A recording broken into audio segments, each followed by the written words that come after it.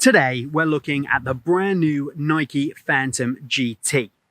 But first, if J-Mike and Josh can have car intros, I can have a car intro too.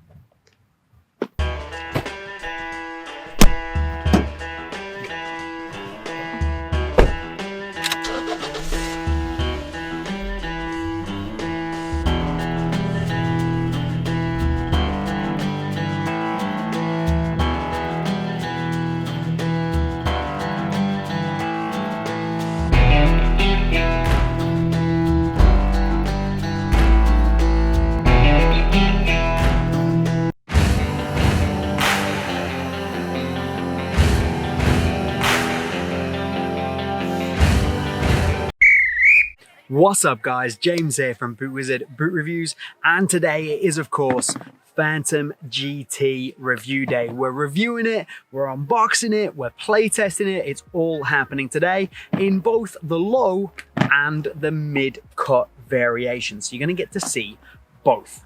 The fact that I am sat here today holding a Phantom Vision, a Vapor, a Hypervenom 1 and a Phantom Venom should kind of tell you the direction that we're going in with this review.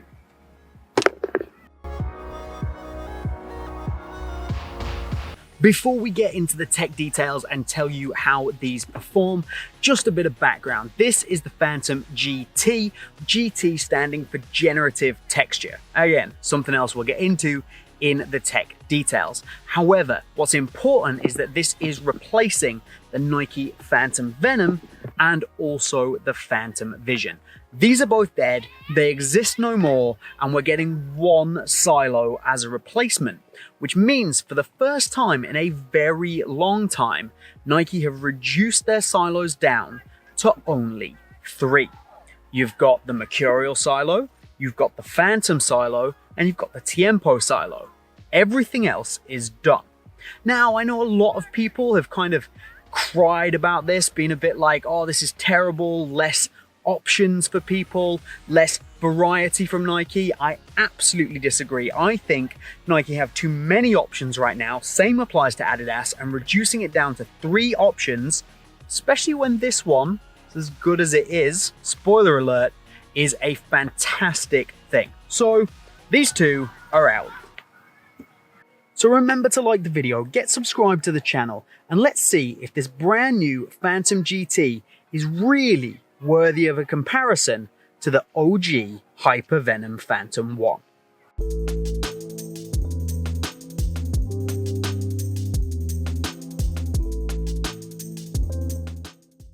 Let's start with the upper and let's get the simple bit out of the way early. The low-cut version and the version with the dynamic fit collar are exactly the same boot. The only difference is that you get the dynamic fit collar on this one and it costs you more money. So similarly to the Superfly and the Vapor, as always I say go for the low cut because honestly it's cheaper, it's the same boot, save yourself the money, and in this instance I think this looks a lot better.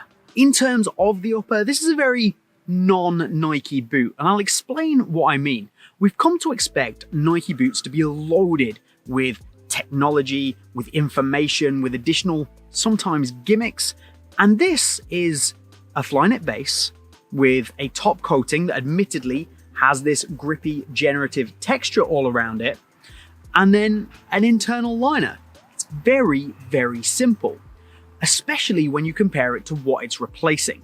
If you compare it to the Phantom Vision with its quad fit mesh, its ghost lacing system, its outer Flyknit shell, its varying areas of thickness of Nike skin, even the Phantom Venom, which while simpler has a 3/4 covered lacing area, a precision power element. These are boots that have had tech thrown at them, some successful, some less so, and this is just very simple. But also at the same time, that kind of makes it elegant, useful, purposeful tech that does a job. So I've mentioned it a couple of times already, the thing that gives the Phantom GT its name, the generative texture. And that is all of this texture that runs the entirety of the way around the boot. And it basically is a covering or a coating that sits on top of that one piece Flyknit upper. And immediately, as soon as you pick it up, you feel the upper, the way that it moves in hand, and the feeling of that texture. I immediately thought Phantom Vision. And that's no bad thing, because one of the best things about the Phantom Vision was this texture. However, it's fairly inconsistent across the boot, and now you get these thicker areas of Nike skin on the Vision 2 and things like that.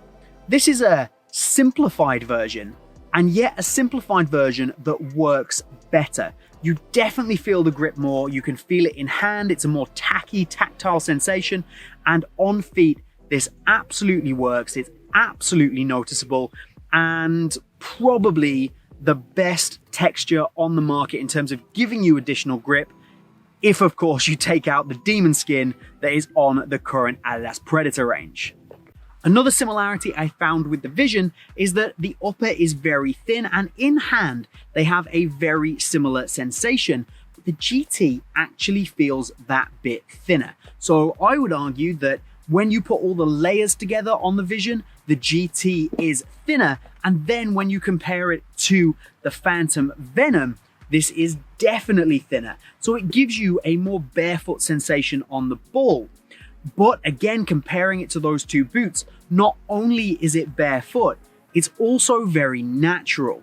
And all of these things that I'm starting to describe, a barefoot touch, a natural feeling, a grip and a texture on the top of the boot, something tactile, something a little bit tacky, you're probably all starting to wander your minds just a little bit to what is arguably one of the best boots ever made.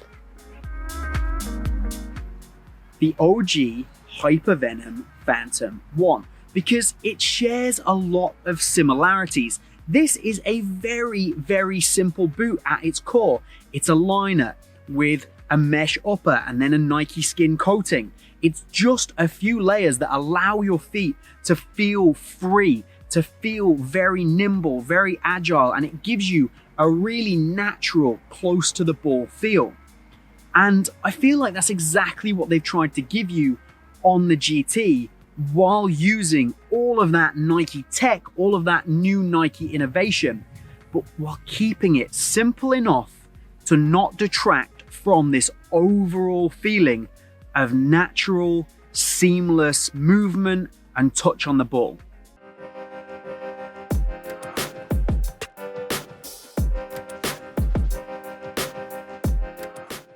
So let's answer some basic questions.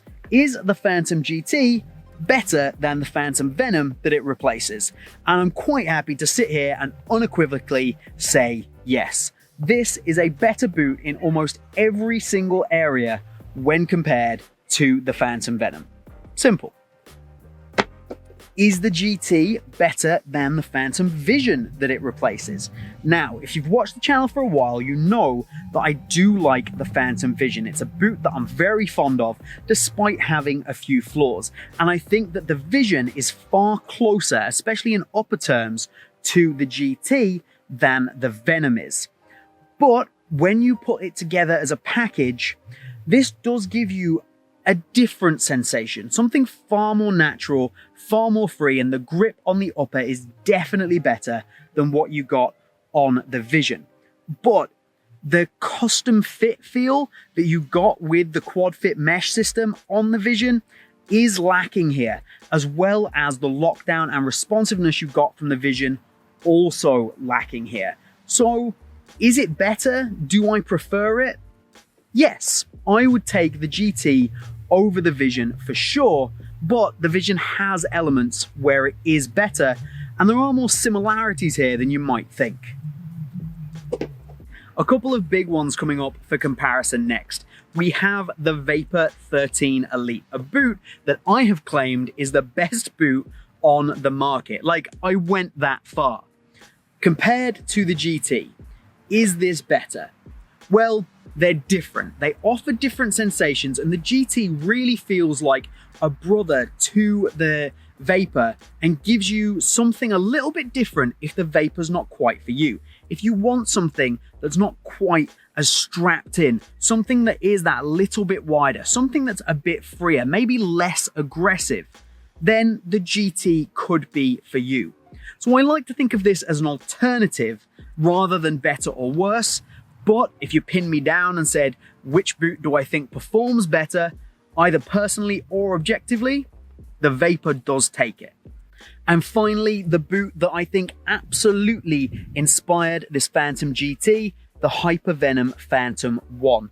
Is the GT better than this iconic, revered, and loved boot? Well, they share similarities. I've already said that. But they also share similarities in issues. There is a lack of lockdown in this Phantom GT because it is just that Flyknit upper with the generative texture and the liner on the inside. There's no fly-wire cables, there's no dual yarn setup like you get in the Mercurial. So your responsiveness, your lockdown, it could be better in this boot. Again, sound familiar? But did we complain about it in the Hypervenom? Not really, because the upper was so soft, so supple, it really wrapped around your foot and it was a natural free sensation. Now, this is slightly more responsive, it is slightly more locked in, and it generally does perform a bit better than the Hypervenom. But having said that, it's also not as free, not as natural, the upper's not as soft, it's not quite as grippy. So, yeah, you've got to consider that this had huge downsides with durability, overstretching, things like that. And if you're just going to wear a boot for a couple of games and not worry about any of that stuff, I think the Hypervenom still takes it, from an upper perspective at least. But the GT, I think it's in the same lineage. These two go together. This is a very nice, futuristic interpretation of a boot that we all really love.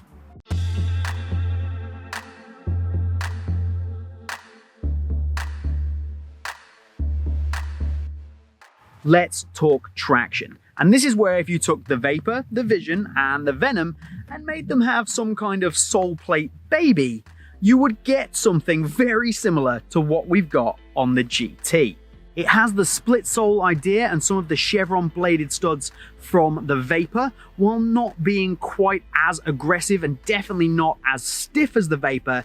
This is designed for more lateral, multi-directional movement where the Vapor is pure straight line speed. It takes that aggressive multi-directional movement element from the Venom, something I've praised the Venom for on multiple occasions, so keeping that on the GT, big plus in my book. Then it takes and refines and makes more aggressive the conical stud element from the Phantom Vision. So you get kind of the best of everything all in one package that's designed to give you great multi-directional movement, and it absolutely does that. I love the stiffness that you get through the midfoot, and if you're wondering about this bar that runs down the outside here, it's a stiffening bar and it does do a good job. Like, that area is significantly stiffer than the instep because the boot is designed to give you great traction when you're pushing off in that direction. So from the lateral to the medial side of the boot.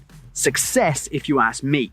As for the bit that's missing on the inside here, I wasn't really expecting it to do anything. The sole plate board runs through that area. It's just like any other split sole. But in all honesty, it makes me feel like there's something not there. And that's not a bad thing because it makes the boot feel that little bit more free, which is exactly what they were going for. And I feel like this midfoot area can really wrap and mold around my foot. Something that's great about the boot as a whole is it does seem to mold around your foot really nicely because of the softness of the upper, the way that that's designed. I wasn't expecting anything from that area, but it's very positive. So apparently by using test plates, Nike put hours and hours and hours of research into making this the most aggressive multi-directional sole plate that it possibly could.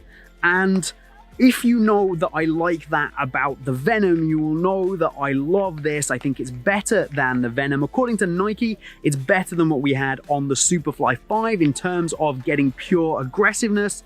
And if you want multi-directional aggressiveness, this is absolutely one of the best on the market right now, and it's got a huge thumbs up for me for the sole plate as a whole. I think this is great.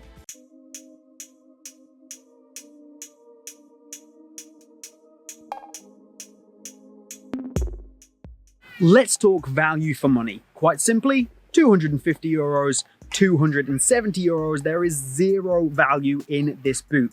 I do not recommend the dynamic fit collar version. They're the same boot. This is more expensive for about, I don't know, 1.5 inches material, and I think the boot is much worse off for it in terms of looks. Absolutely go for the low cut if you're going to pick this boot up. However, on the whole, is there value for money here? Well, I think this is a really, really good football boot. I don't have really any complaints, but at the same time, there's so little here in terms of new tech or innovative features or something crazy to make me go, wow. But it's just a really good, really simple, really functional football boot. So it's really hard to criticize it, but 250 euros is a lot of money. So my advice for new boots, as always, is unless you really need to go out and get a new pair of boots right now and you need to pick this particular boot up, which is worth it, then you should probably look at waiting a little bit and then picking it up on sale. However, I can absolutely recommend the boot, and if you do want to pick them up, click the link in the top comment or in the description and it'll take you through to the best place to buy, which is direct from Nike.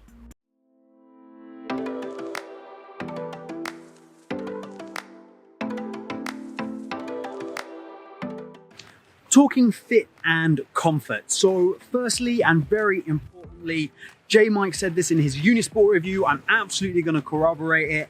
Half a size down is very good advice for these boots. You'll get a good size, whatever you are in, say, for example, a Vapor, half size down, you'll be set. Width-wise, this boot is going to fit most people. Now, it's not crazy wide, but if you have a wide foot, you want to try out a Nike boot, this would be my recommendation, which is nice to have considering I used to give that recommendation to the Vision, and now we have something else that's going to accommodate most people. The shape as a whole is based on that original Hypervenom 1 last, so there's good width in pretty much every area of the boot, midfoot, forefoot, and it continues to lend itself to that comfortable, free, natural feeling that the boot is going for. I've given these many hours worth of wear, and I can confirm that they are a very comfortable boot to wear. The liner on the inside that runs all the way down the boot is really plush. The heel liner is excellent. The lockdown from that is actually pretty good. But if a super strapped in, locked in, responsive boot is what you're looking for, this maybe isn't it. It's not a mercurial. It has mercurial elements, it has mercurial influences. You can certainly see that, you can feel that. They definitely go together. But this is not aggressive, straight line, locked in, responsive. You have to be aware of that. Doesn't make it bad though. All in all, this is a strange boot. Not because it's strange in anything it does, or it's strange in the way that it fits or anything like that. It's strange because it doesn't do any individual thing just mind-blowingly well. I review in categories, so upper, traction, fit and comfort, weight, value for money, looks.